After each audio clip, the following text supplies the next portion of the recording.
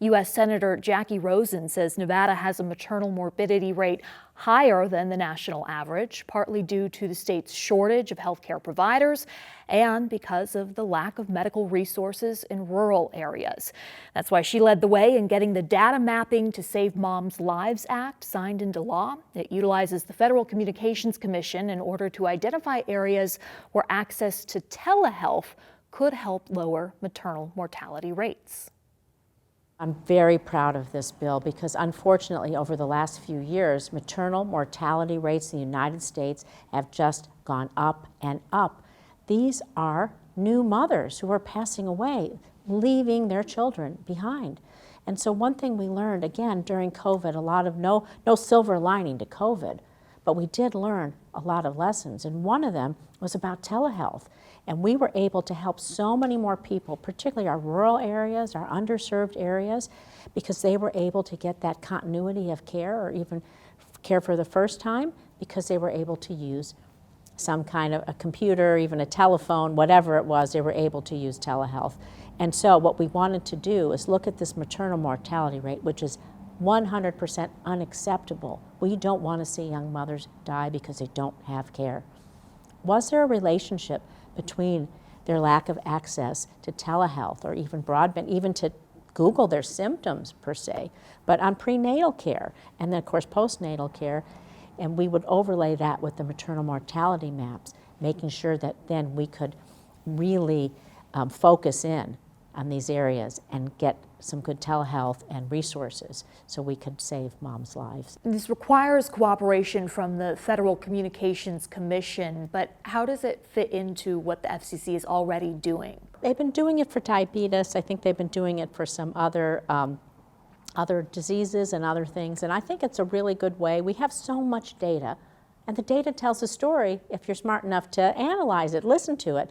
And so these are ways, again, as we invest in our broadband and our infrastructure, we can see where some of the holes are that we need to plug. Do we know right now whether one's access to broadband or the internet correlates to maternal health? Well, we're going to find out. That's what it's going to tell us. And we do know that from some of those studies, reports that we've already seen from COVID, the amount of care that people have gotten, especially after their first appointment. So we talk about that continuity of care. So let's say you live in a rural area, you drive in to come see a doctor, then you need follow-ups. Maybe it's 100 miles. If you're particularly not necessarily here in southern Nevada as much, but if you go to central and northern Nevada, the distances are far. Or we can pick Laughlin even. It's not, you know, it's a little bit of a drive. And this way you can maybe go for your initial appointment and then you can still continue to see the doctor. And then if you have issues or side effects, altering the medicines, whatever the provider needs to do, you're going to get that follow-up care, which is often what really saves your life in the long run. And if indeed there is a correlation between maternal health and access to the internet, who becomes responsible for improving that access in the impacted areas? Well, I think it's going to tell us a few things. So where we need to be sure that we get the broadband out to, number one. That we need to make sure that it is good, reliable broadband, that it's not, I always say about broadband, I want to put you on the freeway, but not with a flat tire. I want to put you with 4 full tires, so we want to have good working broadband. And we want to be sure it's affordable and accessible for people. That's also very, very important, depending where you are in the country. If you can't afford it, it doesn't matter if it's there. So broadband, some of that is on us. And then we'll see as we share this data with our cities and counties and communities across the country. They have social services. I can tell you another bill that I had passed called the Mobile Act.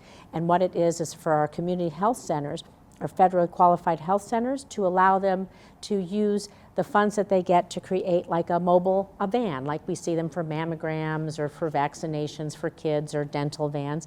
So this might show that we need some mobile maternal vans, prenatal vans, infant care, whatever that is. So in those communities, we can work with community partners, or they see what the needs are, then they can also fill in those gaps. So I think it's going to show us a lot once we see the results, and hopefully we'll see those in the next few months. We'll be talking with the FCC about the timelines and them putting together that data.